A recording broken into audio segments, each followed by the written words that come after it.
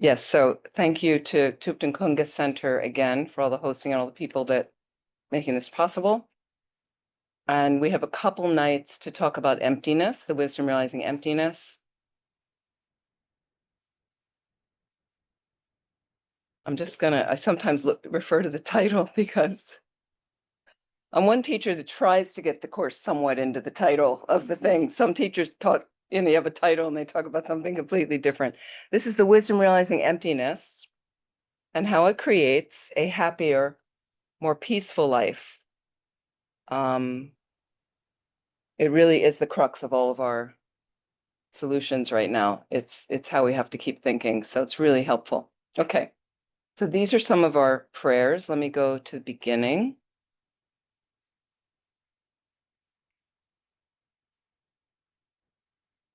Teaching prayers. Great. We're going to recite this first verse one time through. And again, we have images of the Buddha, Buddha statue, Buddha images.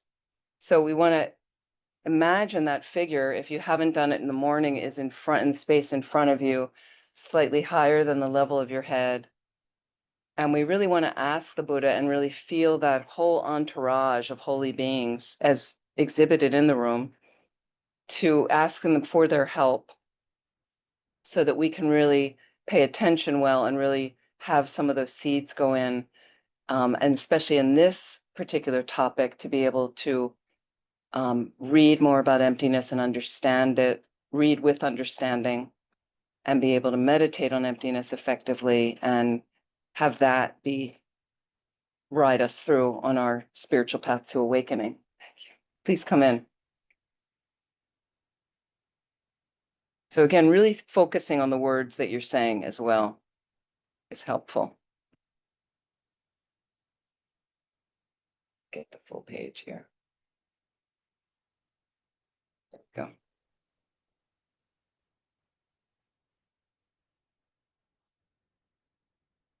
To the founder, the endowed transcendent destroyer, the one gone beyond, the foe destroyer, the completely perfected, fully awakened being, perfect in knowledge and good conduct, Shugata, knower of the world, supreme guide of human beings to be tamed, teacher of gods and human beings, to you, the completely and fully awakened one, the endowed transcendent destroyer, the glorious conqueror, the subduer from the Shakya clan, I prostrate, make offerings, and go for refuge.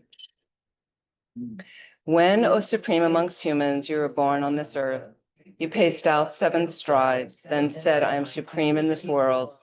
To you who are wise, then, I prostrate.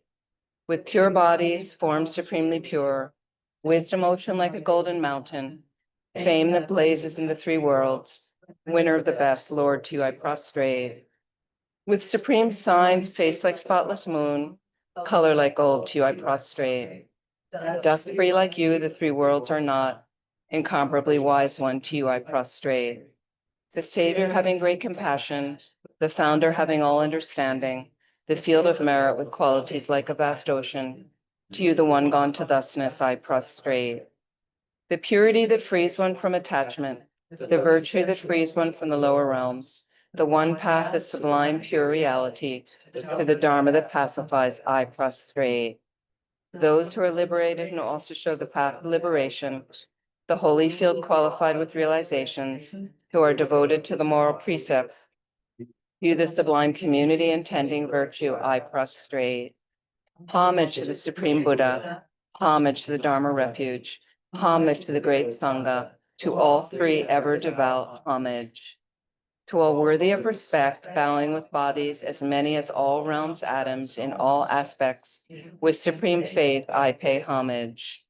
Do not commit any non-virtuous actions, perform only perfect virtuous actions, subdue your mind thoroughly. This is the teaching of the Buddha. A star, a visual aberration, a flame of a lamp, an illusion, a drop of dew or a bubble, a dream, a flash of lightning, a cloud. See conditioned things as such. So that whole paragraph are different ways to think about emptiness. And there's a whole teaching on that just alone. Beautiful. Through these merits may sentient beings attain the rank of all seeing, subdue the foe of false, and be delivered from samsara's ocean, perturbed by the waves of aging, sickness, and death. Then normally we read the Heart Sutra to place our mind in the right context of emptiness, that things lack inherent nature. And then you dispel some obstacles. So prayer to the lion-faced Dakini, and I'll just read this verse. May inner and outer hindrances be transformed. May they be dispelled. May they be pacified. Shintim Kuriye Soha. May all negative forces opposed to Dharma be completely pacified. There's a long lineage, Lama's prayer. So you're kind of asking for their blessings. And again, I mentioned that when His Holiness teaches in India, sometimes there's a half an hour blessing of the prayers to get your mind and to set up the right situation so the teachings can go kind of unfettered. Then we have a mandala offering.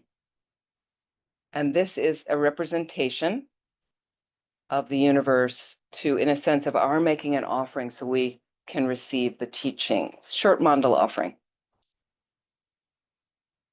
Just visualizing the most incredible universe you can, of the finest things, the finest qualities,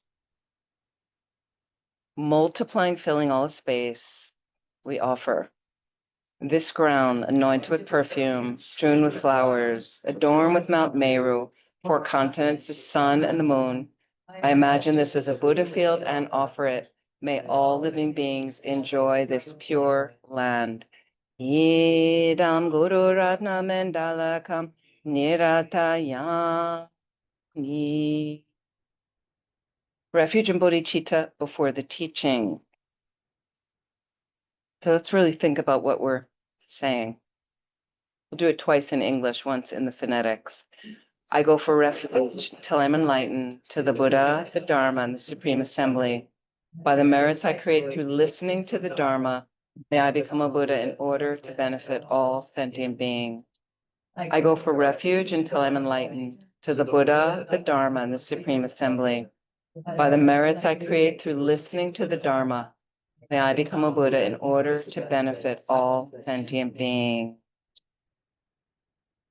O Sangye Chodanso Kicho Namla Chanchu Bardu Dagni Kyap Suchi Dagi Chin Yingi Peso Namki Drola Pencher Sangye Drupajo.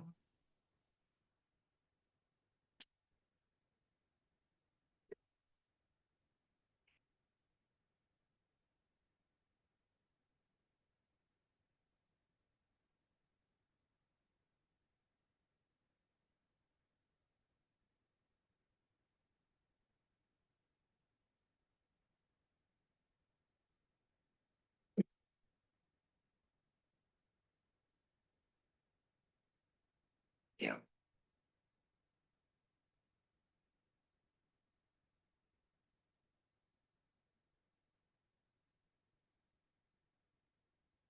Is it easier to make the speaker make me bigger, just so that people can focus? Or So you're spotlighted at home. So right now, we put it on gallery just Okay. for this perspective, so we feel like they're here with us. But Okay, great. in the No, I thought if recording, that's easier, in some their people say, yeah, perspective, it's spotlighted. no problem. Thank you. Thank you so much. Okay. Just take a moment and think about your motivation for being here.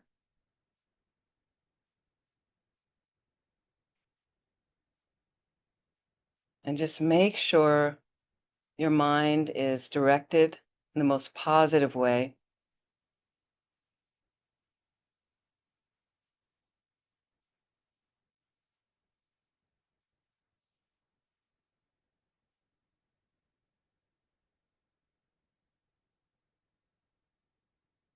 And as you're sitting here now in the room, I'd like you to just notice, what's your experience right now? Just sitting here, what's going on in your mind? What is your mind focused on? Just in general.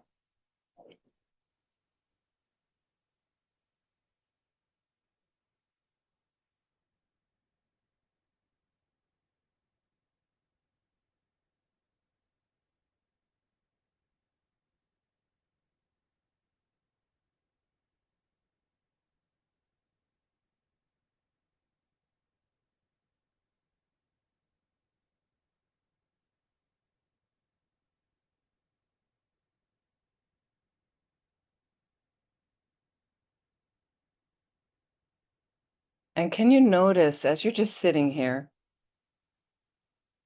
and of course, a part of you might say, well, I'm trying to focus on the teaching, but do you notice a strong sense of yourself?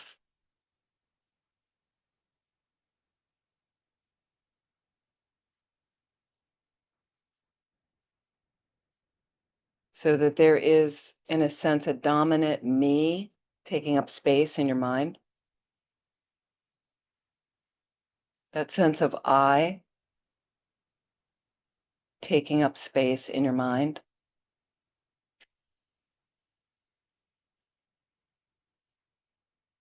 Notice the space it takes up.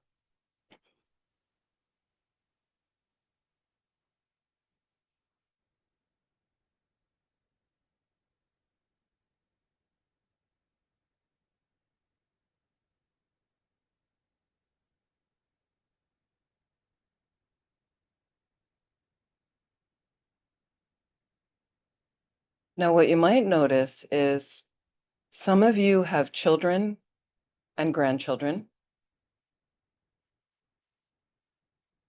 Some of you have partners, pets, close friends, neighbors.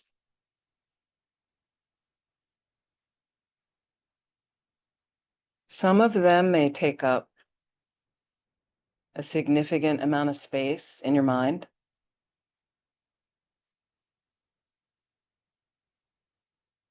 But can you notice as an extension of yourself?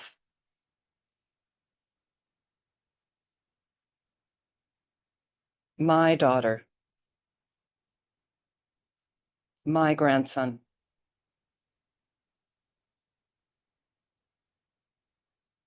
my niece, my cat.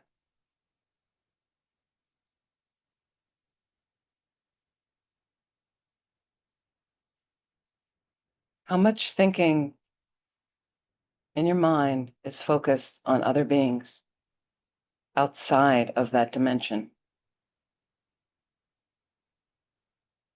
on helping other beings? So just get a sense. You just want to observe. There's no right or wrong, no judgments. Just observe. Just be real with yourself.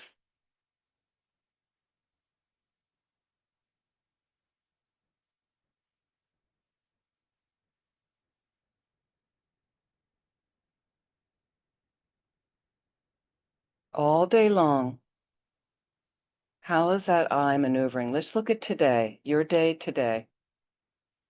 How did the I do? What were you swimming through today? And can you notice the dominant direction of the thoughts? Dominant focus of the thoughts.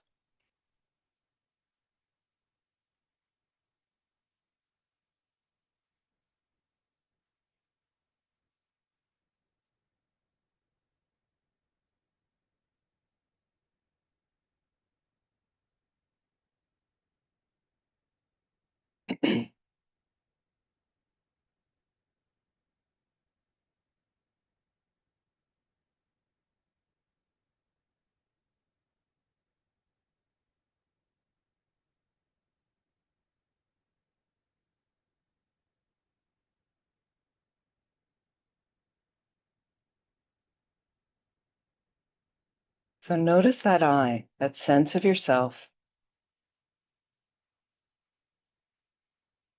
Let's start to poke at it. How does it exist? Is there some concrete nature to it?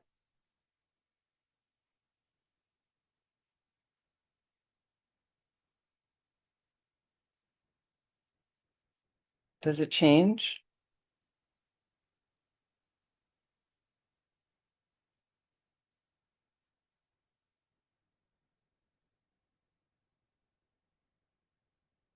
Is it related to parts of your body, parts of your mind?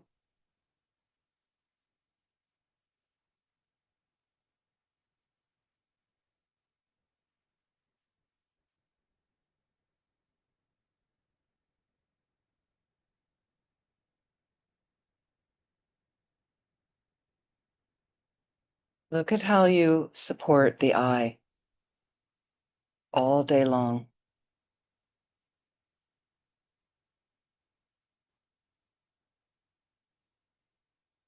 Look at how you trust it all day long.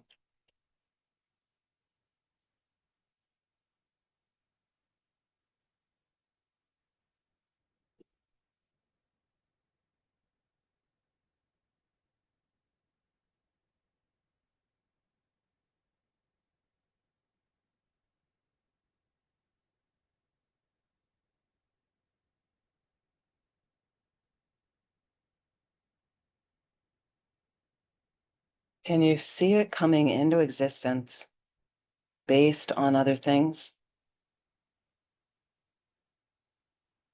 So arising dependently on other things. Or is it always there, independent?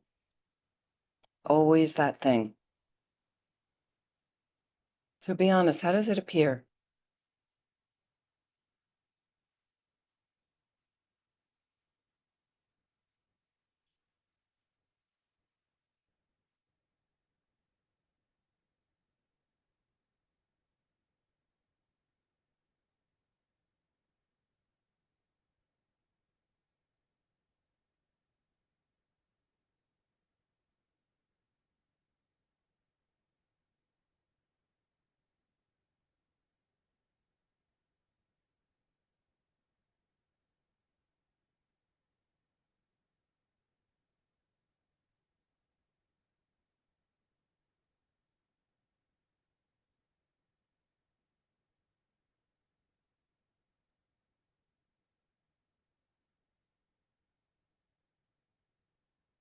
Can you get a sense for a moment of your body and mind?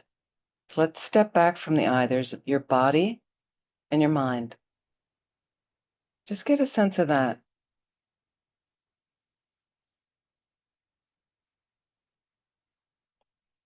You got all your thoughts, feelings, mental experiences. There's your mind. Moments of consciousness, one after another, after another. And you got all the function of your body, all its gross, subtle, most subtle dimensions.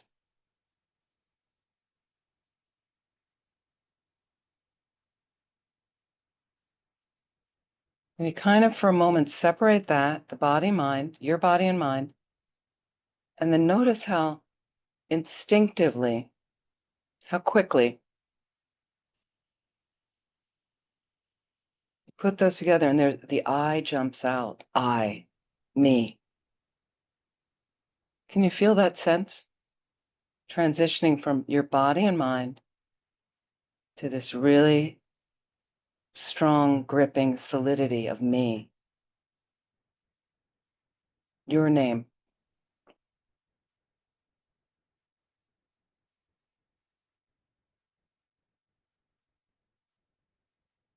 And when you hear Anthony,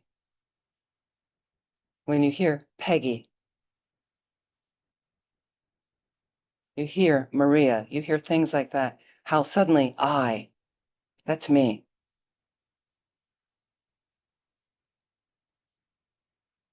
So just notice that difference, that possibly solid versus body and mind, my body and mind. Let's think about where the body and mind comes from for a moment. Just reflect. Our body, easy to figure out biologically, comes from sperm and egg. We have proof of that. It comes from sperm and egg from our parents. Okay? So it could be from our parents, it could be from other, from other people's sperm egg, but that's where it comes from. The body created there. That scientifically you can prove. So just think about the causes and conditions of that, the parts of sperm and egg, then putting together, having the body form in a most subtle way, in a subtle way to a gross way, to the body we have sitting here. all coming back, all depending back on the initial sperm and egg, going back even to an idea. People may have wanted to have a baby, or the sperm and egg coming together uncontrollably. So this body and mind, this body dependent on that, dependent on all those things coming into being from those other things. Body changing all the time. Nothing concretely frozen there about your body. Get a sense of your body like that, the shifting of your body, the changing nature of your body.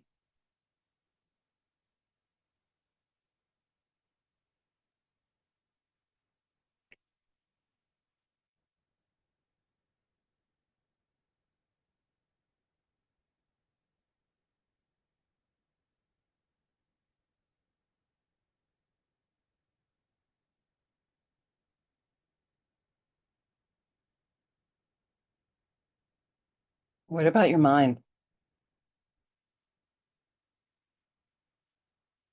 Where does the mind come from? It's not the body. Has a unique way to connect with the body. But look at your mind, streaming thoughts, mental experiences, pleasure, pain, neutral experience, all the discernment there. One thought, creating another idea, going back to another memory. Look at all that activity. Look at all the parts of the mind, all the components.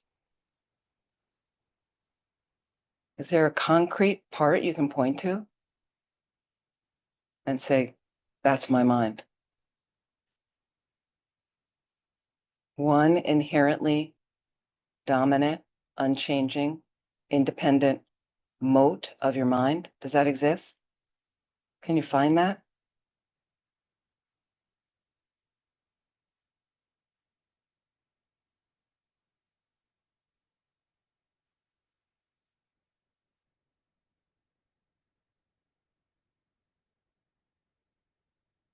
And each component, each piece of the mind, each idea, each thought, go back. It comes from a previous thought, previous moment,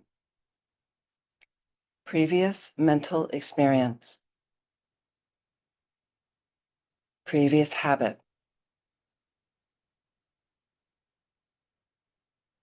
That's all. Always a moment before causing, another moment before giving rise to that moment. Get that feeling of the fluidity, changing nature.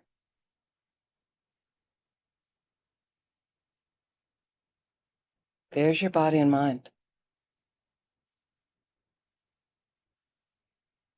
And you put those together, you put your name on top. As Lama Zopa Rinpoche says,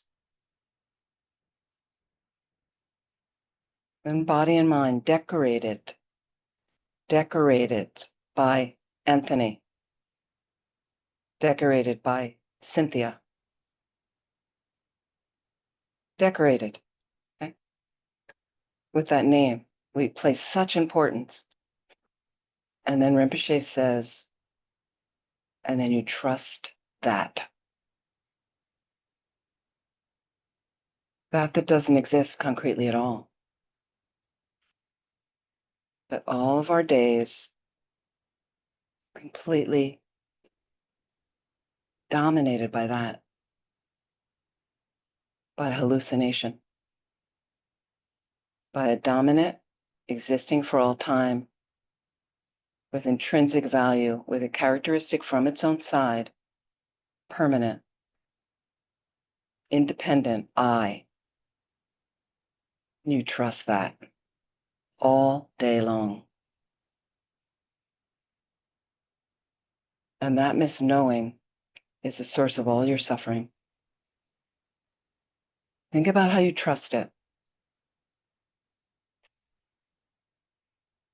Think about how it manipulates you every moment to act.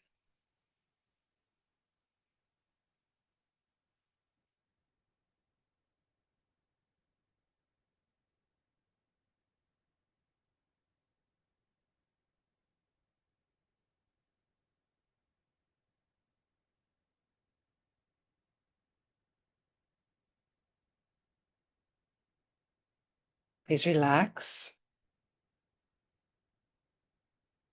and slowly open your eyes.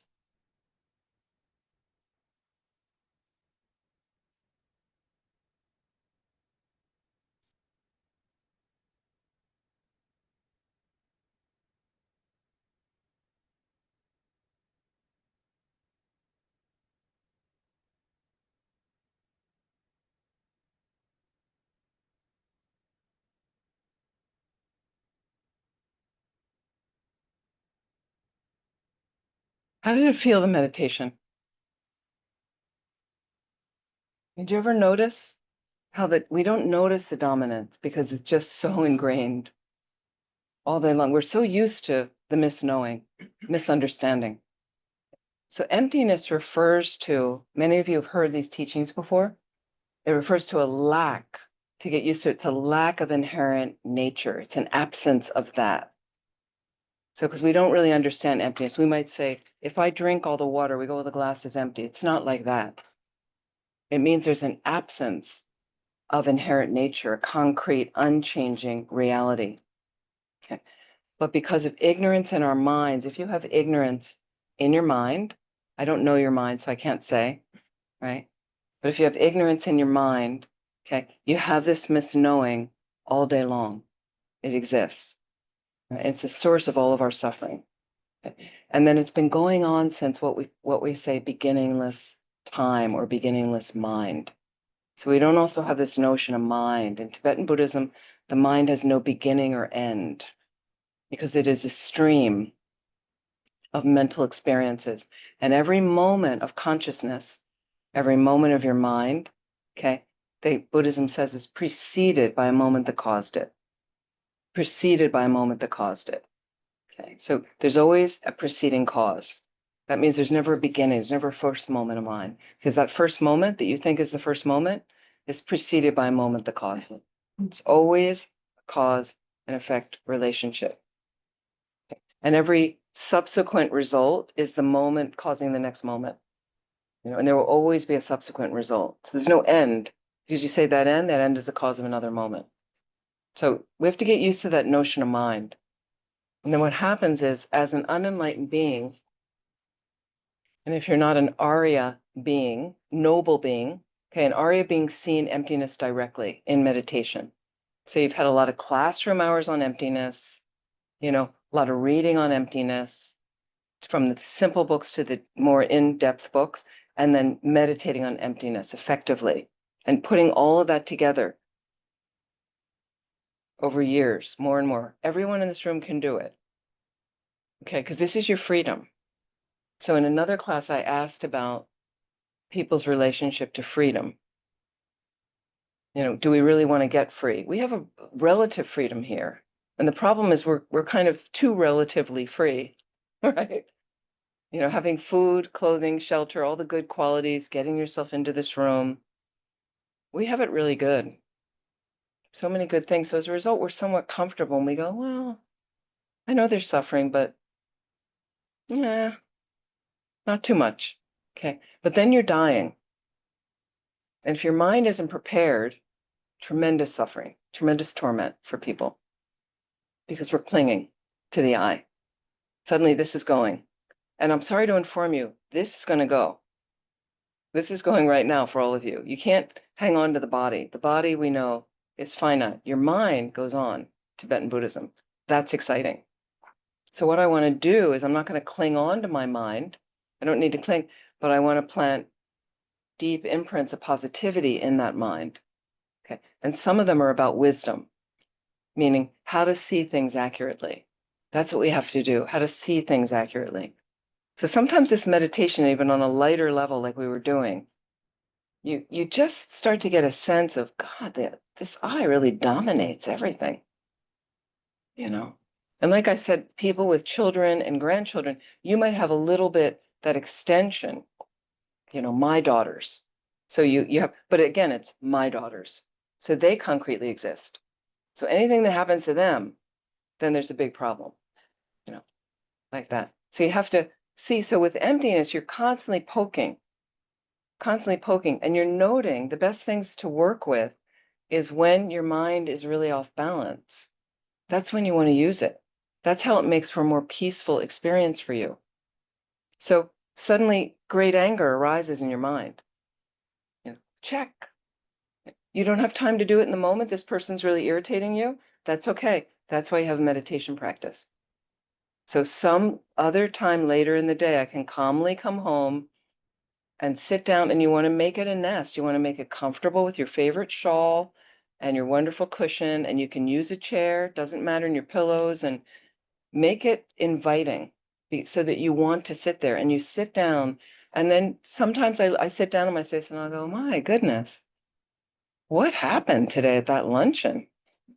That person, like, whoa, boy, was I out of control, you know? And you might have been sitting there calmly, but your mind was like, and what happens when fear arises? Great fear comes up suddenly, you know? We had a good experience the other day, right? Our text message, Cynthia, right? But, there's a perfect example. Like something comes up and you're not happy, and we really get like, hey, this is not working for me. Back to your cushion, and first of all, that's the perfect example. There's your I. So in emptiness meditation, in traditional 4-part emptiness meditation, there's many ways to do emptiness. If you want to go traditionally, and so I did give on the sheet that I sent out that you can send to people for all the classes. So there is an emptiness meditation I lead on there. You can listen to the audio. So if you're not sure how to do it, it's a traditional way to do it. 4-part analysis like that. But also get out Venerable Sangye Kadro, Kathleen McDonald's book, How to Meditate. Perfect emptiness meditation in there. Very simple to follow, And you open up the book, prop it open, you read a couple sentences, pause. Okay, you can read the whole thing first through. Then you want to meditate, you read a couple sentences, stop, and go deeply into those sentences. You analyze in there, you think about, what is she writing? You have to think for yourself. Like when I said to you, we did it quickly, but how do you feel? You need to stay with that to feel it. Okay, this isn't superficial meditation, to really poke. Okay, so do the how to meditate. Use that as an emptiness meditation in there.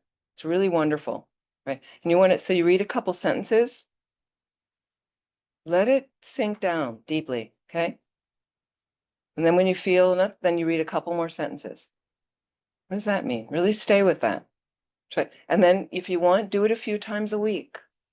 And what happens is it starts softening up the edges of your daily reality. Okay. So something happens and then there's a thing and you disagree, but you're kind of like, the only reason this person's existing in front of me now saying this rude thing is because it's in my mind. I created the cause for this to happen. I don't need to do the dance and get upset with them because that's going to create more of this in my mind, more imprints of that in my mind. So there's a more gentle of like, it's empty. And that person lacks any concrete negative existence whatsoever that I'm projecting on them right now. It's just coming from my mind. Okay. People following a little bit? Yeah. This is how we use it in everyday life. And you have to do it. Our planet needs you to do this now more than ever. Because people are divided and people are taking each other down. We don't need to be there. We don't need to participate in that. Can always choose kindness. Emptiness helps you do that, to choose kindness and peace. First of all, in your mind for yourself, your bigger expansive view, bigger perspective. That's why it's so helpful right now, all the time. But it really creates a good setup for you for future lives. If you're constantly thinking about emptiness throughout your day, and in order to do it, you have to be familiar with emptiness. You have to really understand it. You have to keep checking. So you had a question. Sorry, quit. The name of the book. I did just. How to Meditate. How to meditate. How to Meditate. Kathleen McDonald. It's that book. There's many how to meditate, I'm sure. The one, Kathleen McDonald. So she's really Venerable Sangye Kadro. She's one of our longest term nuns in our organization. She's an old friend. She's wonderful. Yeah, so that's the one there's an emptiness meditation in that. Yeah, have a look for that. They probably have it here. Yep. Okay, so and somebody's showing it online. Thank you. That's one version. Yeah, how to meditate. Thank you. Great. So, and then here's what happens when you start thinking about emptiness regularly, when you really, and again, you have to really soak your mind in it. You really have to stay with the meditations as much as you can. And initially people go, I'm not even meditating. Okay, so you want to get that meditation practice started. We have to start somewhere. You know, years ago, I was walking at a center up a hill, Lama Zopa Rinpoche. We were walking up a hill and somehow we were talking about bodhicitta, something, and then kind of half jokingly, you know, I said to Rinpoche, but, you know, Rinpoche, I don't have any bodhicitta. Like, just do this motivation in the beginning, you know, and I don't have any bodhicitta. And Rinpoche swung around like so, you know, and he said, you have to start somewhere. Like, so you contrive that motivation every morning. If you're doing, you force it. I'm saying you force it.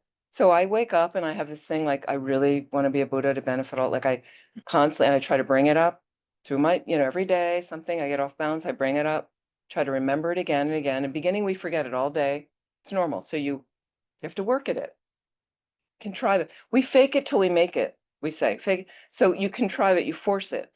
But what when I was reading I forget what her name is, and some therapist said, fake it till you become that.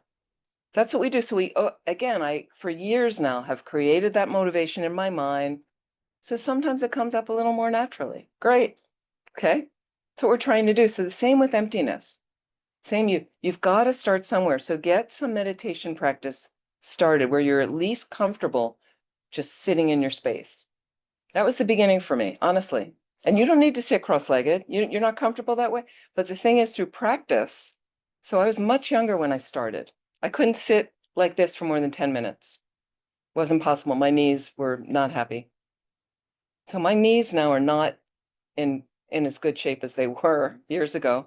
I can sit like this for long periods of time simply because my body is familiar with this position from doing it so often. That's the only reason.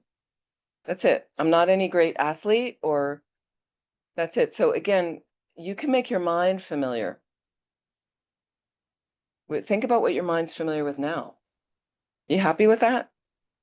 You happy with that, right? Some of the things we are happy. Some are great.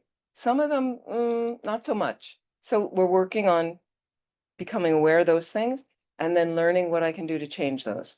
And the things that I am happy with, I'm going to better enhance those, bring those to full fruition. Great. You know, and it's a gentle ride. Okay. So I'm going to make mistakes. And when I make mistakes, I'm just going to look and I go back to my place, my little nest, my secure little nest. And then I'm going to kind of say, well, I wonder why I was so angry today. I wonder why I was so freaked out. What happened? Like, you know, or I wonder why I just felt so down today. And you just want to honestly look at yourself. So this is how I started. I had a little loft in my room, teeny little room. I shared this flat with a couple women years ago. And then I wanted to meditate. So I made a little thing. And all I would do is I would crawl up into the loft and I'd sit there. I didn't know what to do. I didn't know how to meditate. I'd sit there. But I'd sit and then what happens is the thoughts sift out. All the day's stuff would go. And some of it was pleasant and some of it was not pleasant and some of it was just other, mundane. So think about it. And then I just got used to that little nest. And then I realized that I could be imbalanced at work, not happy with something in my mind. But then I crawl into my little space. And then I kind of go, at first a little bit breathing. Okay, so that just calmed me down. You know, it was pleasant. I had a nice little shawl and so I just sit, nothing special happening, just sitting there. And then after all that stuff where the mind settles, and then I go, really didn't have a good day today. Right. So I could say, okay. Yeah. And then I'd say, so what happened? What happened today? You know, and really honestly look at it. You know, I had a meeting with that person. we were fighting about budgets, and I was this and I did this and competition, or I felt we should have this. And, so you then what you want to do slowly is with Dharma practice and understanding. I slowly began to bring in, I realized, well, this is karma, right? If I didn't have a good day, and what does karma mean? It's action. It's the movement of my mind. So it wasn't this person at work. It was my mind. Like slowly you come to own your mind. This is coming from my mind. It's coming from my mind. This is the big teaching, this person. Like so much of what I heard, Rinpoche's last 15 years, there's always an emphasis. He always had different things but the last 15 years, over and over and over, I kept hearing, everything comes to the mind. Right? That was Rinpoche. Everything comes in the mind. Everything comes from the mind. Your mind is creating your reality. That's radical. For everybody else in our country, it's coming from somebody external. Okay. So first of all, a lot of people raised in Judeo-Christian religions, there's a God, the creator. So somebody else is at the controls, making your life for you, creating whether you live or die or your reality. Buddhism says, no, it's not like that. It comes from your mind. You create your reality. So if you're a control freak, that puts you at the controls. That's great. You control it. Okay. But think about if somebody else is doing it, you really have no way to work on your mind then. Might as well just glean all the pleasure you can get. But you have to think about this, and please be discerning. Check up on what I'm saying. Check up on what you're saying. So I thought about this for a long time. Was it coming from my mind? So I'd come in from work, and this person at work was bothering me, and they're bothering me, and they were really big and scary, right? But I noticed how when I went into work, they didn't bother this woman. She liked them. She was really close with that person.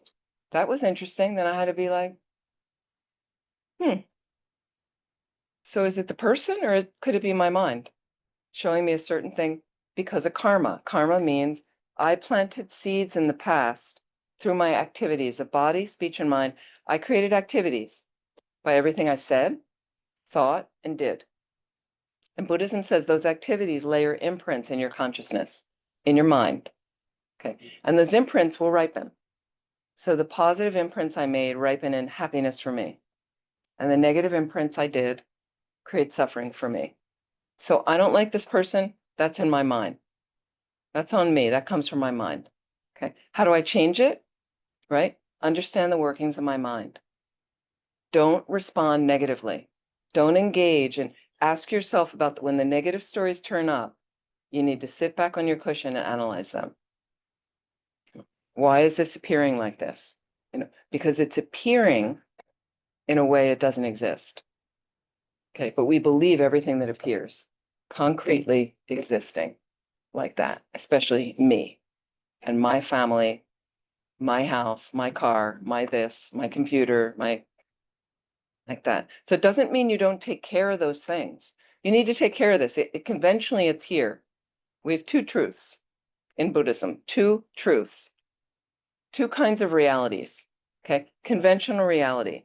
Okay, we have a convention, we have an agreement. Okay, you are sitting in this room.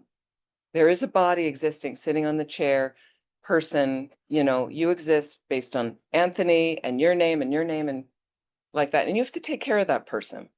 You can't say, well, I'm empty, step in front of the bus will kill you. Okay, so you have to take care.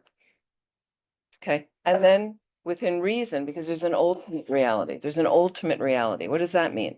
Okay, it's emptiness is its ultimate reality. It's lack of inherent, concrete, intrinsic value and nature. This solidity, this concretization, which is how you feel everything exists. That dominant I you were sitting with in the beginning. Wow, dominates my whole day. Like, I want a glass of water now. I want to eat something now. I want to take a walk outside. I want to go to the drugstore. I want to call this person all day long. And acting, everything, and every extension of that, how the room exists, and my book, and my, so there's a conventional reality we have to dance with to realize, yeah, I'll put the computer in the bag and I'll take it home, take it back with me. Like, I'm not just going to say, oh, it doesn't exist. I'll give it to this person. I have to do my work on it. Okay, but you can also lessen the charge to things. So I can say my computer, right? Or it could be the computer I use, the car I drive, the house where I live, rather than my house. Like sometimes the my has a little bit stronger. Now, of course, with language, we just use those words. But how invested are you in some of the words? So you see, it layers a helpful, stronger entity onto it. So with emptiness, we also poke this ultimate reality that nothing exists the way it appears to us. Nothing, so you have to think about these. Think about this week. Nothing exists the way it appears. Okay. So the way it appears is concretely existing. If you look around the room right now, you look at the floor, carpet over here. Okay. And then there's images in the front of the room. Some technology we see in the room, and you have your own spaces also that you're looking at, your homes. I can see some of them online, right? So there's a concreteness. Some of you have bookshelves behind you and shelves I can see. Right. Don has his little paradise there that I always love. Yeah. Right. But again, we have Mine is truly empty. yeah, yours truly exists. I know that. Yes, truly exists. So, but what happens is we engage, we get involved in the appearance. The appearance is mistaken to a limited consciousness, to an ignorant consciousness. The appearance is mistaken. Okay. So you want to keep asking, how do things exist? And you never have emptiness without a concept called dependent arising. Dependent origination. It's the same. Dependent arising, dependent origination. What does that mean? It means things exist and come into existence by depending on other things. They arise by depending on other things. Look at the floor. The floor in this room looks very concrete. It's supporting a lot of people, their chairs and people sitting on it. It's made up of white blocks for those of you online. Some of you can see it. Yeah, you can see it on the center's block. So you have a white floor, but again, it's blocks. So if I say floor, there's the whole floor. Okay, but the floor is really made up of parts. Okay, those are some of the conditions that the floor depends on to exist. Okay, and you might even say, go back, so there's 3 ways things exist when you look at dependent arising. There's 3 ways things dependently arise, according to Tibetan Buddhism. Number 1, causes and conditions. What does that mean? Causes and conditions. Somebody manufactured blocks like this to make flooring. Somebody said, I think I'm going to make a factory and I'm going to make these. And I'm actually going to get the stone and the materials from another place. And that's another company that says, I'm going to make money. I'm going to make these materials. And another place said, well, I'm going to make them into these things. And then this building, when it was built, whoever were the builders, and they said, well, we're going to create this space and we're going to put some flooring in like that. And they go to the store and they buy, and this is all arising, this floor arising from those causes and conditions. Is everybody following? Everybody get that? Okay, that's pretty easy to follow. Okay. And then a second way, dependent arising, the floor has parts. The floor exists based on its parts. You can look at the parts of the floor. There is something we call grout that holds the tiles together. That's a material. The grout's made up of material as well. It's not just grout. There's no inherently existing grout. That exists also independent on its parts and causes and conditions. And then there's the material, the tile, the stone. It has some shading to it. Somebody said we'll make color in it. All those different things, all those components. If you take the block, one of the blocks out, it's got an up and a down and a side. It even has an inside and an outside, basically. And you could go in and on, and there's molecules moving around in an extremely slow configuration because it's solid. So you could get into the molecular basis of it. Physicists know that, kind of to the physical structure of it. So you see, those are the parts of the block, we'll call it, the floor, and the block makes up the flooring. Okay. So the floor depends on the blocks to be floor, to arise as floor. Okay. If you have half the blocks here, you're going to have a messed up floor. It's not really going to work as flooring like that. Okay. And then we say, and there are different philosophical schools, tenets, that tell you each different rollout of emptiness. And each school talks about from the two lower schools of the Theravadan tradition of what they view as being the initial building block that inherently exists until you get to the highest level school. It was mostly from where Lama Zopa Rinpoche taught from, Prasangika Madhyamaka, the highest level school. So, and what he would say is configuration comes together of these stone blocks. And our consciousness takes in the data of the stone blocks, of the white stone blocks with the grout. Your consciousness takes in that configuration as a human being. In this part of the world, we have a certain language. And so I'm just using the English language right now. That's not everybody's first language, but most of us in here speak English. So you can say stone blocks and in a certain configuration with grout laid down, and they're laid down in a certain area. They're not laid up on the ceiling. Okay, that's called something different. That's not flooring, is it? Because that's up there. So it has to function in a certain way. Flooring is something we walk across that supports furniture, things like that. It's below our feet generally, okay, unless you're watching a Fred Astaire film, right? But we have flooring. So you see, and you say, in this case, white stone blocks, and I put the parts together, okay, as a human being in this part of the world, and then my mind sees the configuration. Okay, and the very next second, your mind labels on that flooring or floor. The very next second, the configuration comes together, you label floor on top of it.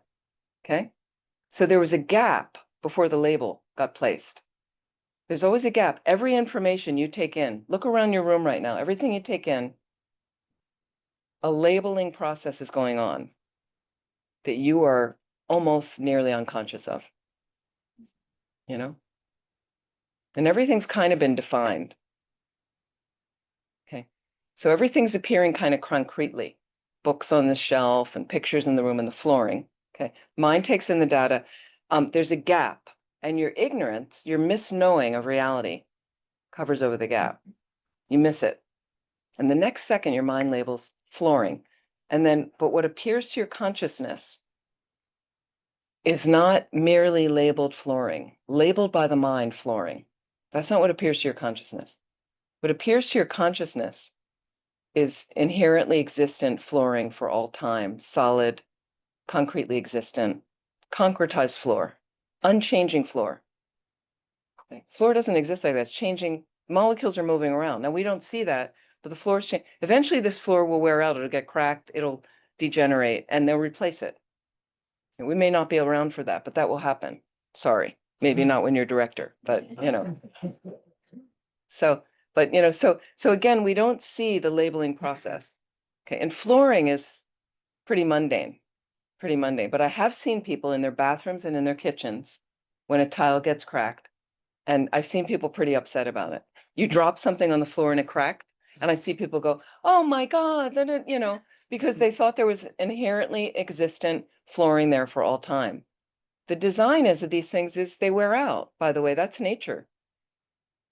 That's nature in reality. They wear out, they get cracked, they get damaged. You see people having, a hemorrhage over their car not starting one morning or the car breaking down. Your car is designed to wear out. Everything is in your house. This is designed to wear out. Sorry to inform you, but your mind goes on. Mind in its most subtle experience. It's clear, light nature, it goes on. That's exciting. So why are we not investing more in our minds? That's what's going to be there when you're dying. That's what gets carried on. You want to have a better experience next time around and have it be at least as glorious as it is now, and maybe better, then we need to invest in our minds. We need to figure out emptiness. We need to keep poking at the reality. So sometimes we talk about the pen. I'll give you another example of the pen. Sometimes easier, but the same concept. This is mundane pen. And I think in our understanding of people can see online the pen. In our understanding here with our language, I think most of you, when I hold this in my hand, people would say pen. Everybody with me? Conventionally, there's a pen here that I'm holding in my hand. And we're familiar with this big pen. So it's a very cheap whatever. Okay. So one thing you want to say, how does the pen exist? And you go, why do we need to analyze the pen? What for? Okay, so listen. The pen exists. Sorry, some people online are having trouble seeing the pen. Okay. It's not really working with the background. Okay, here we go. There's the pen. Causes and conditions. One way the pen exists. One way it comes into existence. Okay. Ancient days, people recorded their history with minerals on cave walls. Okay. That's a cause and condition, this pen being here. You fast forward and ink was created. And people had, feathered pens and they dipped it in, they sharpened the tip, dipped it in, and a little bit more sophisticated way of writing. And then paper was developed, people would write. And then you fast forward and plastic was invented. Somebody made a factory and said, I'm going to mass produce pens and I'm going to make money. And that's how this pen got here. It's a cause and condition of how the pen got here. History of writing, history of plastic development, paper, people wanting to record stuff, learning to write. Here we go. Okay. Easy to understand. Then there's parts of the pen. This pen's really easy. Okay. Cap, part of the pen, little metal thing there, the point. There is, I'm trying to see if the people online can see because it keeps disappearing. There is an ink cartridge in the side. There's a, No, it's just, okay, people can see online kind of, okay. There's a plastic cylindrical tube. There's a little plastic thing here that holds it in. I might even say there's an inside of the pen. There's an outside of the pen. This is the side of the pen. And you could say this is the top and this is the bottom, or you could say this is the top and that's relative. Okay, but you get the idea. We just went through all the parts. And you could even go through, the ink is made up of molecules. Those are parts of the pen, those molecules. But the plastic is also made up of molecules. They're different molecules than the ink, and different than the cartridge inside and different from the cap. So we see these are all the parts of the pen. Okay, and the pen depends on all of that to exist as a pen. Is everybody with me? yeah. Everybody with me online? Okay, great. Thumbs up, great. Okay, so then the highest school says your mind takes in the data that's here, data. You say data or data, the information that's here. Plastic, and I'm going to give you the valid basis of designation. The valid basis of designation. Okay. So, and that's what we label on it has to be a valid basis of designation. This is not a valid basis of designation for pen. This has a different label. According to human beings in this part of the world with our language, it has a different label and it functions differently than a pen. But the valid basis of designation for pen, in this case, is a plastic cylindrical tube filled with ink that writes. So just follow that, a plastic cylindrical tube filled with ink that writes. My mind sees that information. Plastic cylindrical tube filled with ink that writes. And based on right now, our eye, the organ, is what we're looking at it with, and that's connected to visual consciousness, visual sense consciousness, okay? And then it puts all those parts together, all the cause and condition comes together, okay? My mind sees all that, okay? There's a gap, there's a label. My mind labels pen on this, okay? So you say, well, so a merely labeled pen arises to your consciousness. That's not what arises to an ignorant consciousness. What arises to our consciousness is what appears back to us. Okay, it's merely labeled by the mind, pen. It's merely labeled by the mind, pen. Okay, but what appears back to our consciousness, right away, it appears back to our consciousness, concretely existing pen there. It's called a gakcha in Tibetan. Okay, it's an object you refute. Doesn't exist at all like that. Gotcha. Okay. What appears back to your consciousness is not a merely existent pen. My mind labeling on a valid basis of designation, but what appears back due to my ignorance is a concretely existing pen. Now, pen is mundane. You go, so what's the big deal? concretely existing pen. Here's the problem. So part of it is I misknow the pen, the reality of the pen, that it lacks any inherent nature. It lacks any concrete penness. Okay. And you go, so what? What's the big deal? That's one part of the problem, my misknowing. Second part of the problem is when I misknow, okay, then I grasp mine. And there's where all your suffering starts. My daughter, my dog, my house, my job, my computer, my car. Anybody that interferes with that in a way that I don't like, it's a problem. And you suffer. Everybody with me? Understand? So these are the things you have to constantly. I had a friend that went through a retreat for a month or so, and it was an emptiness retreat. And she went around all day in her mind. So I'm taking the merely imputed knife and I'm reaching it in the merely imputed peanut butter jar. I'm spreading the merely imputed peanut butter on the merely imputed bread, just to kind of poke it. I mean, it's a little extreme what she was doing, but in meditation and reflection, you're constantly, and especially when you get poked by people, somebody's upsetting you.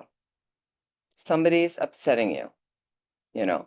And I can give an example, like my son-in-law wants to do this. His family wants to do this, and you disagree. This happens all the time for people. This is nothing new. This happens all the time. I hear it all the time. So what are you going to do? Perfect example. How do you want to respond? Okay. So first of all, you go, look at the bigger picture. So perspective lends some joy. And your joy is your buoyant cushion of how I want to operate. So you want to take a couple steps back. Some of you need to take 6 steps back. Okay. But then the space opens up. So when you're here, and it can be son-in-law and the family. Too close. That's scary. Okay. That's really invasive. Get out of my face. I take a few steps back and I go, oh, wait a minute. That's actually the son-in-law I like. I like that person. I'm happy that my daughter chose well, the family. And there's a lot of things about the family that I like, because now I can see it a little more clearly, right? But this is also samsara. This is also, so my perspective gives me and I can say, oh, wait a minute, your breathing space with perspective, breathing space. Oh, right, this is samsara. What did you expect? This is not perfect. So samsara, as many of us know, it's a Sanskrit word that simply means to turn, to cycle, to cycle. We're turning through a mess. Samsara is a mess. It's broken. Birth, old age, sickness, death. Okay. So who told you things were going to be perfect? Most of it in this room, I don't know all your life and all your stories. If you got yourself in this room, I think you're doing pretty well. Okay. But we have problems. We all have problems. Sometimes they're little problems. Sometimes they're big problems. Sometimes we take a little problem and we make it really big. Okay. So now I have perspective and I go, okay, and what perspective allows me to do is see the whole person, the whole person. Any of you in here having trouble with one person right now? Anybody have anybody? Yes, right? We have some people. It could even be a world leader you're challenged by. So let's look at this. This is where emptiness really helps. Okay. We have an idea in Buddhism, triple gem, the 3 jewels of Buddhism, that we take refuge in, that we say the 3 jewels. What are the 3 jewels? Buddha, Dharma, Sangha. Buddha, Dharma, Sangha. Thank you. Buddha, Dharma, Sangha. Okay. We're familiar with this. So the Buddha we know 2,600 years ago, conventional Buddha jewel, Shakyamuni Buddha. Okay.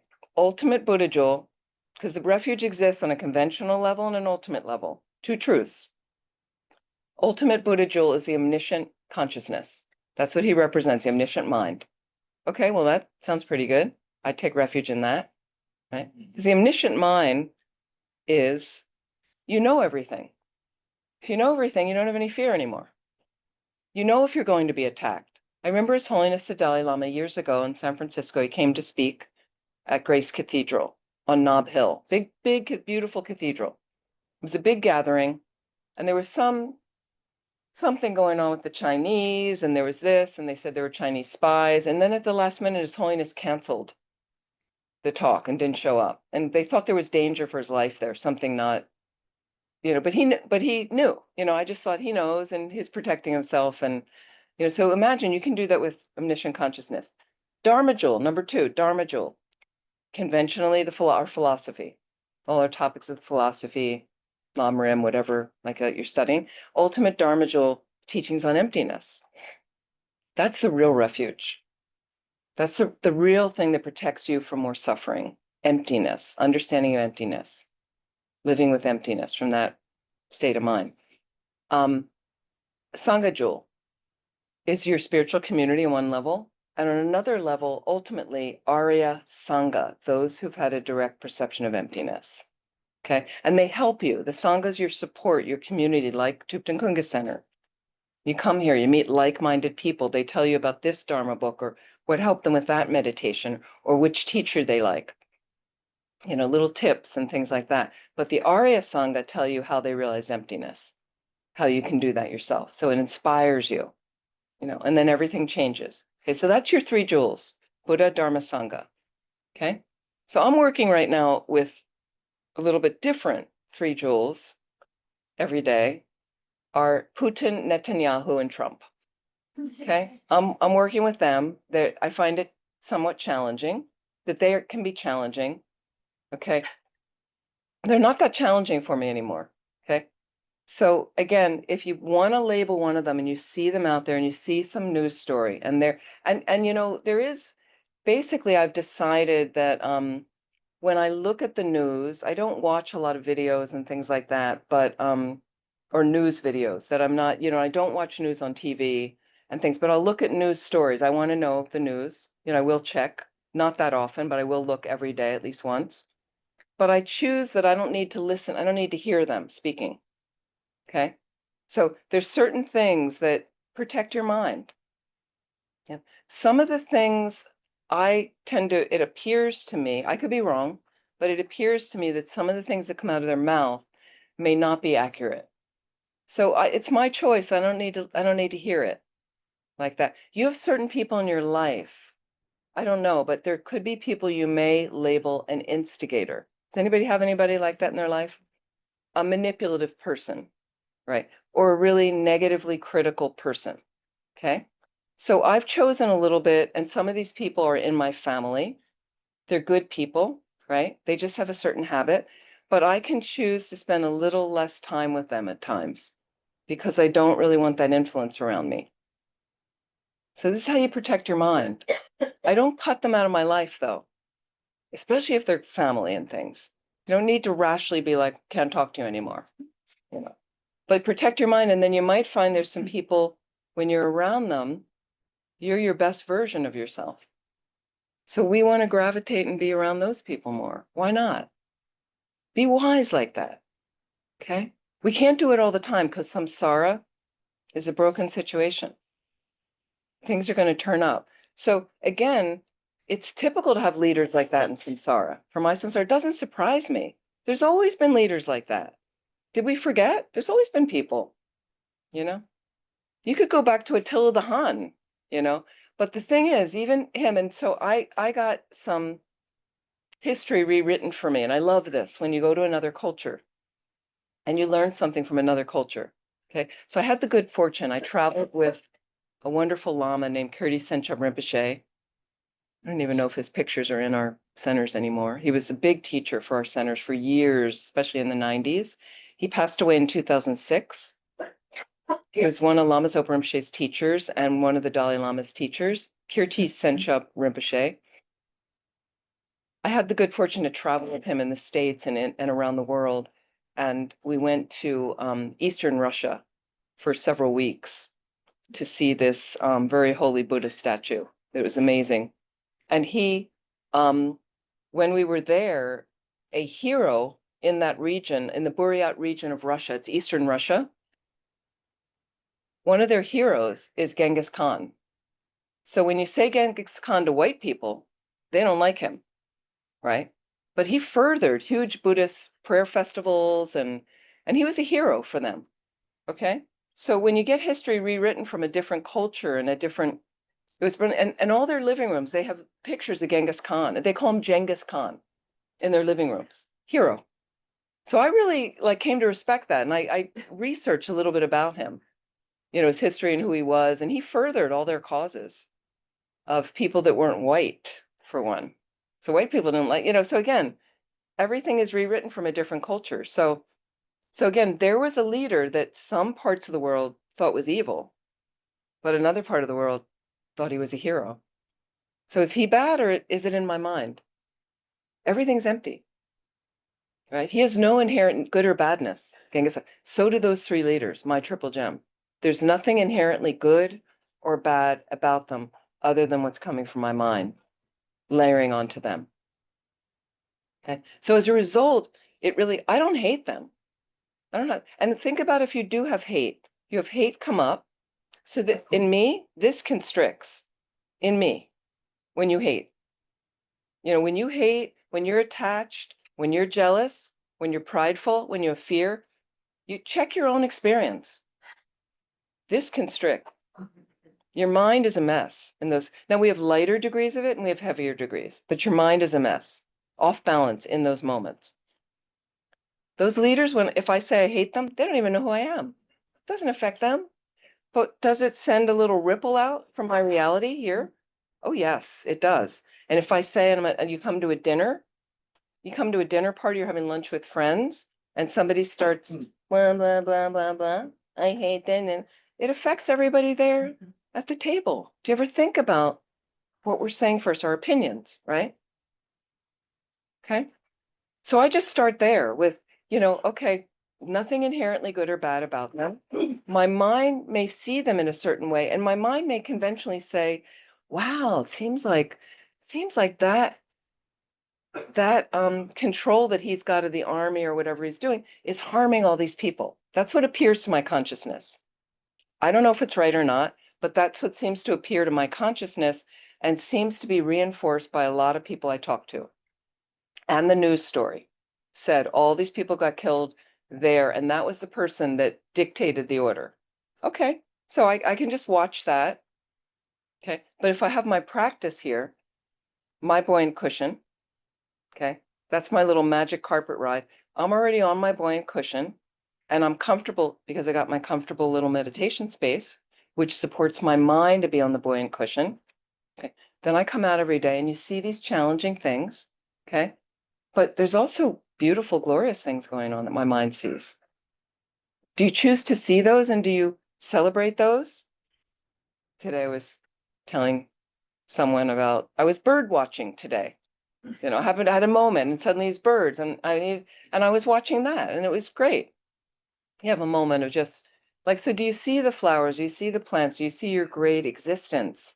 Do you really see your wonderful family that you live with, that you cherish? And are you really present with them and with the people you work with and your community and your neighbors? And can I have a little less of this dominance and a little more of, oh, what does this person need? Oh, what is that? Oh, I can have I can have a little patience here with this person, and this person just needs a little bit more time, and and then I'm happier, and my cushion is stronger, more joyful, more joyful. If you remember, it's easier to teach this one in Europe. So there is something called the English Channel. Okay, it's between England and France and Belgium and some of the European countries, Holland, I think the Netherlands, like that. So years ago, I had the good fortune to study 1 year overseas in France. And in those days, there was no tunnel under the channel. So the options were you flew, which was very expensive, Paris to London. The airports were really far out of town, so it was really expensive. You could take a boat train. Sometimes it was all night on the boat that would connect you to a train. So you take a train to the boat, and then the boat over the channel, and then another train to get to London. It's very, very long, laborious. And then they had something called a hovercraft. That was the middle way. Okay. But the hovercraft sometimes was expensive, but sometimes they had a sail, And what happens is, this little capsule, everybody loads up, and little boat, and then the engines would go, and then it goes, and it would load up in the thing and go, and that cushion that it was on, the air, would ride you across the channel smoothly. Okay. Sometimes a storm came in the middle of it. The engines would go out. I was on one once. The engines went out, and then there we were. So the same when a delusion comes into your mind. It's the same thing. Get a strong emotion in your mind, anger, fear, attachment, pride, jealousy, laziness, forgetfulness, on and on. Okay. And then suddenly I'm back down in the water and I'm tossed. Okay. And it takes you a long time to kind of get the balance back. So the practice is that cushion. And occasionally I get leaks in my cushion and it goes, and then I go, okay, wait, I need to do some meditation on emptiness. I need to consider the nature of samsara. Its nature is suffering. Why am I signing up thinking every day is going to be great? That's not samsara's nature. I'm sorry. It's just not like that, And people are multifaceted. So when I have my perspective and step back, I can see this person a little more clearly. Putin's family probably thinks he's great. And they totally support everything he's doing, as does Netanyahu's and as does Trump's. So you see them from a different perspective. So I don't have to project my hostility as much. Make sense? Yeah. Like that. So we try our best to try to get that sense of what's really happening here. Now, when negative stuff happens, it doesn't mean you sign up for the abuser and go, continue to abuse. It comes from my mind. This is samsara's nature. Okay, abuse me. No, not at all. You make sure you're balanced and safe and healthy. It is karma that you are purifying when you get abused, but you don't allow it to perpetuate. Get yourself to safety. You don't allow an attacker to attack you because you go, well, it's my karma. Get yourself out of there. But can you have the thought? This is a big space of mind. Can you have the thought without hating them? Okay. Now you may be fearful and you may run. Okay. Can you have the thought, if they attack me, look at the suffering for them? Bigger thought of mine. Look at the suffering they're creating for themselves. So when I have my triple gem, Putin, Netanyahu, and Trump, right? So, but when I think about what they're perpetuating, what it appears to me, what it looks like for me, I could be wrong. They could be great bodhisattvas helping me generate compassion. But what it appears to me is, so I make mistakes. I'm a human being. Do you make mistakes? Yeah, human beings, the nature is you make mistakes, you're flawed. I'm not a Buddha yet. Buddha's perfect. They don't make mistakes. Okay, but I'm trying to get there, but I'm not there yet. So as a human being, I will continue to try to help, but it's limited. And sometimes you muck up and you fall flat on your face. But because I'm just Amy in my little life, I don't really harm that many people when I make a mistake. Okay, so it's pretty easy being in my life. Okay, but let's say you're running a country. Now you might say, well, they chose to run the country. Okay. So they've got this imbalance in their ego and they said, I want power. Some people feel that way. Okay. They want power. And then as a result of that, they got themselves in a position. So in order to run a country and to have that level of power, you actually need a lot of merit. That's positive energy. So that consciousness, the different consciousnesses in those leaders, right, also had a whole storehouse of positive energy. Okay. So it's not like they're all bad. Positive storehouse of energy. And now they're a leader. Okay. Think about when they make a mistake. How many more people it harms?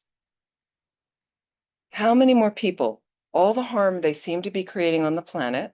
Okay. And there's different ways to look at it, where some people think it's good, some of the things they're doing.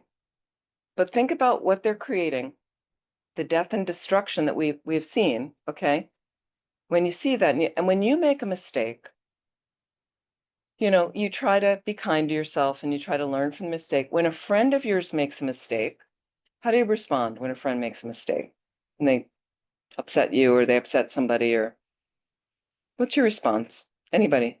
Give them a chance. Give them a chance, right? You maybe kind of, and then maybe they come to you and they go, oh my God, I blew it and I did, and you have a little bit soothing tone of voice. You might even let them cry on your shoulder. You might embrace them. You might say, look, I understand. I've been there myself. And we have all this compassion that goes out. So bigger leaders creating more suffering, more harm seems stronger to hold in our minds. But think about what they're creating for themselves, for future moments of that consciousness. How can you not have compassion? Think about what they're creating for themselves. How can we not practice compassion with them? They need it more in many ways. They have Buddha nature like us, but maybe more veils of obscuration covering over their Buddha nature. Wow. They really need help. Okay. So let that help a little bit generate some compassion in you. And it could be for them, or it could be somebody personal that you know that you're struggling with. And you go, did I do everything my mother wanted me to do? No. Right? So when my kid doesn't do everything that I want them to do, can I let go? And say, for the most part, the picture is pretty good for the most part. Like that. Does it make sense? Yeah. Are we communicating? So I'm going to stop there, but I just want to ask if there's any questions online or in person about, yes, please. My question is that if everything is derived from our mind, then is it that our mind is the one element or force that is? Can you speak up a little bit? Is it our mind that is the one element? If everything comes from our mind, is our mind the one element or force that is intrinsically existent, or is that? Yeah, good question. So she's saying if everything comes from our mind, is our mind also the one element that does exist intrinsically or inherently? Okay. Not even your mind. Okay. Because your mind is also, they'd say, even though it's non-physical, made up of parts, it's made up of experiences of clarity, a luminous clarity. And that even has sides, like a left side and a right side and a top and a bottom. And it's made up of moments of awareness, moments of mind. And all of those are changing every moment. So the mind is not inherently existent, also empty of that. Yeah. Yeah. Even though you can have experiences coming from it, mind's changing every moment. And it's dependent on those moments of consciousness. It's dependent on that clear awareness, like that we would say in Tibetan Buddhism. And is Buddha nature intrinsically inherent? Is Buddha nature intrinsically inherent? Inherently existent? Buddha nature also would depend on the person with all of their previous moments of consciousness that are purifying, that slowly that you're purifying that mind, that would eventually turn into a Buddha. So it's also changing every moment, like that. And our Buddha nature, like that. Even the Buddha mind, when the omniscient consciousness lacks any inherent nature, like that. They would say, because it's also got the mind changes, and even though it's in a perfect state, it still has moments of consciousness, but they're all pure. So it's hard to get this notion of it, really what is there? Yes. And what about consciousness? With consciousness? Consciousness is mind. So consciousness is made up of moments of consciousness, moments of mind. Sometimes you have a happy moment, it creates a happy thought. Even that happy thought, consciousness would say, so every thought you have has a beginning, a middle, and an end. So then people say, and she does this really nicely in How to Meditate. So then you say, well, I think that my mind, that the middle of the present moment is inherently existent. Okay. But then it's gone. And there's another middle of the present moment that's a new moment. But even that middle of the present moment, Tibetan Buddhism would say, can be further broken down into a beginning and a middle and an end. And the middle of that has a beginning and a middle and an end. So, So there's no concrete nature there, is what I'm saying. No concrete, unchanging reality in your mind. so in Tibetan Buddhism, consciousness and mind Are the same. would be the same. Yes. How do we go from labeling the pen or the floor to my pen?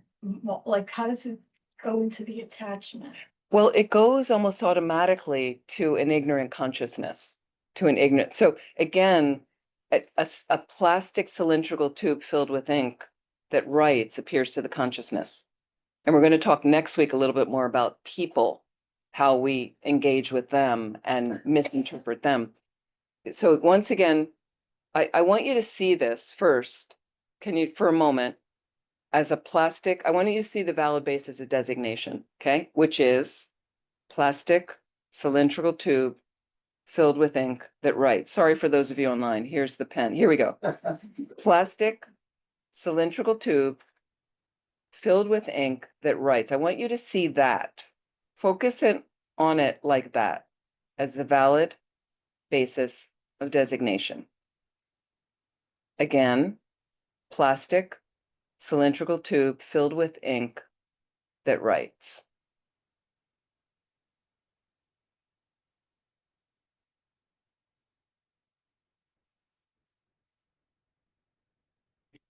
Okay. Now I want you to look at the pen. Does it seem any less solid? No. Okay. Sometimes it does for people. Sometimes you're first looking at the pen as the pen, and then you go back, look at the valid basis designation, and then the second pen sometimes is like a little bit different, but it takes time. I was just thinking, that's not a pen, that's a plastic cylinder. There you go. There, see, I mean, sometimes it starts appearing differently. Now, here's what's tricky. So then that appears to your consciousness. Again, the plastic cylindrical tube filled with ink that writes, okay? But what happens to an ignorant consciousness is there's a gap in my mind labels, but the mind labels almost instantaneously. Boom. And so pen merges with the valid basis designation. In our case, the word pen merges with the valid basis designation, okay? But then what happens is what appears back to your consciousness is not a merely labeled pen, merely labeled by the mind. What appears back to my consciousness is solidly existent, concretely existent pen there. Pen is mundane, again, but then the next moment, my pen. If you try to take this pen, I'm upset. But the reason we know there's no inherently existent pen there at all, no inherently existent pen there at all, is if I throw it on the ground and a dog comes in the room, it's a chew toy. Okay, different consciousness, different label. Okay, we see pen. And there was a movie years ago, The Gods Must Be Crazy. Did anyone see this movie? It was a great movie. The Coke bottle. Yeah. They had a totally different. It was a Coke bottle. We throw them out, but they had a whole different experience. So it just looks at our heaviness on certain things that we place heaviness on, and especially when your mind's out of balance, overly attached to something, overly averted to something. It doesn't exist that way at all, but we think it does. That's how it appears to us. But I've got a couple people online. Sheil. Is that helpful? Yes, I do. Okay. Hello, Venerable. I have two really pressing questions I have been thinking about, and I don't have a clue to rationalizing with it. I hear a lot about, like, yes, when anger arises, the defilements arise, then we meditate. But when you're in the thick of it, like, I can't get to my cushion, but like I'm in the thick of it and I can't remember emptiness. What's your strategy that could be useful for me to remember? Like, do I let that energy of anger come in me? I let it like simmer and not react. Like, I think I don't have that kind of strategy of how to deal with that. Yeah, it just takes practice, more practice. So initially, and I mentioned this in other classes before that I was here, first of all, sometimes there's nothing you can do. You're having a klesha attack, meaning I'm having an afflictive emotion attack. That's all the time. So you just know if you can keep this shut, that can be really helpful. And just sometimes you might say to somebody you really disagree, you're having a fight, okay, thanks. Let's not get, I might just remove myself from the scene if I could. Gently, not attacking them, not laying a big thing. But sometimes there's some disagreement at work, something happens in the family. Just as gently as I can, kind of calm the situation down, I might say to somebody, let's talk about something else. We agree to disagree or whatever. I use humor. I've mentioned this before, working at a retreat center, running a retreat center. We had some really difficult retreaters would come. And I remember seeing the woman walking across the floor, coming over to greet me, and my mind was really like, oh my God, she's here for 3 weeks. I could just see in the back of my mind. And what I could do from some practice is the face managed to stay like this. Here she came, and the back of my mind, a little voice said, Amy, do not open your mouth right now. So use humor, and I could try to, you step up, but sometimes what happens is you're having a meltdown, just calmly take yourself out, excuse yourself if it's really a bad scene. But then that's where I go back to my practice place. And then I check in what happened and what would have been a better way to respond. And I respond and I rehearse that on my cushion again and again and again. You do a role play right there on the cushion. So there are some classes on YouTube you could check on my YouTube channel. These students made, for me, dealing with negative emotions. There's probably some meditations about dealing with negative people and stuff that you can do, but you have to do them over and over. It's not just one time that fixes your mind. They're designed to do over and over and over. So then you start, actualizing that response. It starts to come automatically from the habit that you're making on your cushion. That's why we meditate, if Thank that's you. helpful. Thank you. Sure. Hannah and Alex. Alex. Hello, Amy. I just I like your comment about Lama Zopa Rinpoche when he said everything comes from your mind or something like that. And I just remember that when I was 6 years old, I was a Catholic, but I had this thought on my mind that what if the whole universe is only just a projection of my mind? I was like very confused at that time. And then I started searching for something different to my religion. And 20 years later, I received my first teaching in emptiness. So thank you for sharing that comment about Lama Zopa Rinpoche. Sure. Okay, I'm gonna, was there one more comment? Sorry, please, because then I need to stop, but please. Okay, so it seems to me that everything is empty. It is. That's right. So Very good. There's nothing that is not empty. There's nothing that's not empty. Yeah, everything has its emptiness, But again, if the pen breaks and it's no longer functioning as a pen, it's the emptiness of the pen is finished as well. And then you just have parts of the pen like that. So if you have a pen that would be existing in emptiness, from emptiness, that would, when the pen finishes, it would know the emptiness of the pen, they say, is gone, like that. The emptiness of the pen. Of the pen would change, because the pen changes into something else. Then you'd have the emptiness of the parts or whatever's left over. Emptiness of the emptiness. The emptiness, but everything is empty, basically. Yeah, everything is empty. Yeah. Everything lacks inherent nature. Nothing exists the way it appears to us, and things don't appear the way they exist. They appear concretely. Look around you. So this week, if you'd like to, see everything as a product. So what you do in the break times of emptiness meditation is everything's a product, and that's what you look, just to see that everything arises in dependence on other things. And it helps you have a little less importance about them. They arise in dependence on other things. Think about samsara's nature. Think about things coming from your mind, why you see things in a certain way and other people see them in a different way. And think about karma, your relationship of what am I layering in that causes me to experience this in this way. Isn't it interesting why this person's experiencing very differently? Look at our country right now. Divided country. Some people think what's going down is just great, and some people think otherwise. So is it the thing that's out there, these people, or could it be my mind that's creating this situation? Because some people are having a great time. You think, so but each thing's like that. You notice if you've ever worked in an office and things, and there's a boss and whatever, there's some people that like the boss and are having a great experience, and some people are having a terrible experience with that person, really struggling. So we blame the person. We go, well, it's the person. And I've seen people that came to me, you know, I'm leaving my job, the boss is no, no, no, no, no, and they finally get another job. Great. They get another boss. And they make a decision, and they feel, you know, you have a decision like that. Certain things aren't working at work, and people say, I've decided I'm going to look for another job, and another job. They move to another job, and they've come back to me like 6 months later, and they went, it's the same situation. How interesting, their mind went with them. That's the thing. So we really have to, this is about taking responsibility, not blaming externally. Buddhists are inner beings. So I'm looking at what's my mind telling me. Sometimes it tells me stuff I don't like.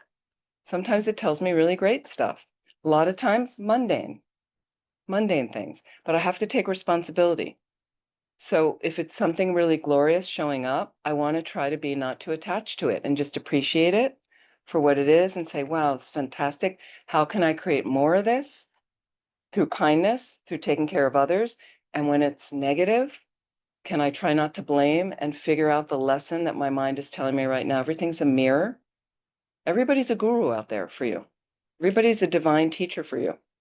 So are we using it like that best as we can?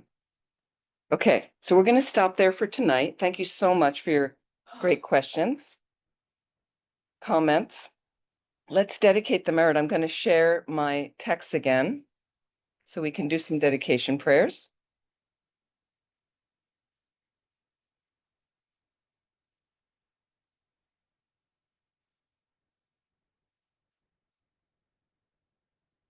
So normally you finish with a short mandala. We'll be very traditional here.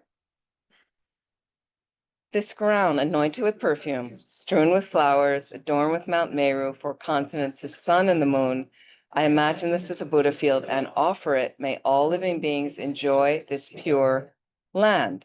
Idam Guru Ratna Mandala Kam Niratayami.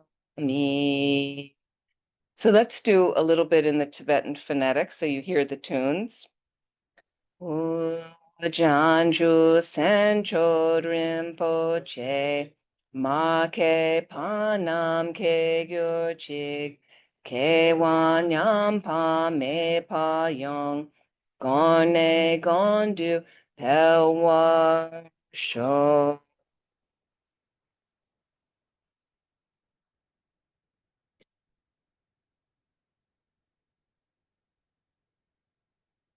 Due to the merits of these virtuous actions, may I quickly attain the state of a Guru Buddha and lead all living beings without exception into that enlightened state. Just as the brave Manjushri and Samantabhadra too realize things as they are, I too dedicate all these merits in the best way that I may follow their perfect example. What is this the abbreviation of? That I said the other night. It's the King of Prayers. The King of Prayers. Thank you. Samantabhadra's prayer, the King of Prayers. So when we had the Medicine Buddha on the screen initially, the other prayer people always do when someone's dying or has just died is the King of Prayers. It's a longer dedication prayer. It's in our gold prayer book. You can find it online. It's also called the Prayer of Samantabhadra. He was an offering wizard. So he would light one tea light and it would multiply into infinite offerings. May we make prayers and dedications and offerings like that. So it's a beautiful prayer. This is just the abbreviation, the shorter version. I dedicate all these roots of virtue with the dedication praised as the best by the victorious ones, thus gone of the 3 times, so I might perform good works.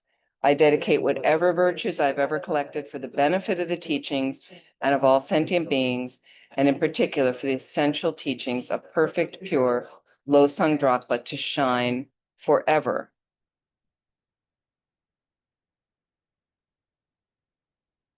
This is, Rinpoche loves, this is with emptiness. Due to the merits accumulated over the 3 times by myself and all the Buddhas and Bodhisattvas, which are empty from their own side, may I, who is empty from my own side, achieve the state of enlightenment, which is empty from its own side, and lead all sentient beings who are empty from their own side to that state as quickly as possible by myself alone. Because of these merits, may actions never cause even the slightest harm to any sentient being. Instead, may they bring only the greatest of benefit. The short, long life prayer for His Holiness the Dalai Lama. In the land encircled by snow mountains, you are the source of all happiness and good. All powerful Chenrei, Tenzin Gyatso, please remain until samsara ends. And I'd like to dedicate for all the wars all over the planet to end immediately, for Lama Zopa Rinpoche to come back in the most optimal rebirth, to be able to fill the shoes entirely and to do all his studies with sharp faculties so he can resume his position as spiritual director of the FPMT. And may all the beings who are suffering all over the planet be eased of their suffering immediately, completely, and for the great flourishing of all of our centers with great harmony, and especially Thubten Kunga Center. Thank you so much. Thank you. And look forward to seeing you possibly this weekend. Thank you. Thank you. Thank you so much. Thank you, Venerable.